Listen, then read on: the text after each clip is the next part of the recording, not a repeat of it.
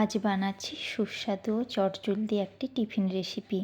বানাবো আলু দিয়ে ব্রেড স্যান্ডউইচ। চলো এবার রান্নাটা করেই ফেলি। প্রথমে একটি কড়াইতে তেল গরম করে তার মধ্যে জিরা ফোড়ন দিয়ে একে একে রসুন কুচি পেঁয়াজ কুচি দিয়ে অল্প ভেজে এর মধ্যে গ্রেট করা সেদ্ধ আলু দিয়ে পরিমাণ মতো লবণ দিয়ে নেড়ে ওপর থেকে একটু ধনেপাতা ও ভাজা মশলা ছড়িয়ে নিলাম। স্যান্ডউইচ বানাবার জন্য আলু স্টাফিং কিন্তু একেবারেই রেডি।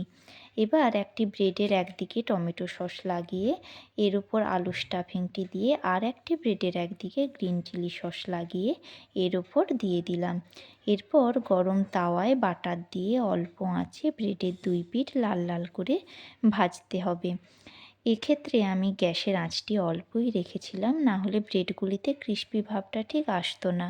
ব্যাস, এভাবে রেডি হয়ে গেল আলু দিয়ে ব্রেড স্যান্ডউইচ। এবার মাঝামাঝি কেটে সার্ভ করার পালা।